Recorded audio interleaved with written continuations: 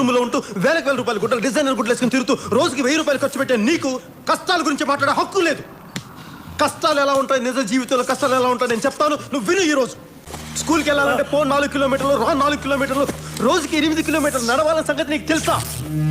నాకు తెలుసు. అన్నం అంటే జొన్నన్నం తినాలని, వరన్నం 6 నెలలకి వండుకుంటారని, పరమాన్నం వండినప్పుడే పండుగ అంటారన్న విషయం నీకు తెలుసా? నాకు తెలుసు. ఆడుకోవాల్సిన పశు వయసులో సరైన వైద్యం అందుక బిడ్డలు చనిపోతారన్న విషయం నీకు తెలుసా? ఆకలేస్తే నేల వైపు, దాహం వేస్తే ఆకాశం వైపు చూసే మనుషులు ఇంకా బతుకున్నారు ఈ సమాజంలో. నువ్వు బతుకున్న ఈ సమాజం ఉన్నారని ఇంకా తెలుసా నీకు? తండ్రి చనిపోయిన 6 గంటలకి, తల్లి చనిపోతే ఆ బాధ ఎలా ఉంటుందో ఎప్పుడైనా అనుభవించావా? నేను అనుభవించాను. వయసులో ఉండగానే బాధతో భుజాలు కుంగిపోవటం ఎప్పుడైనా అనుభవించావా?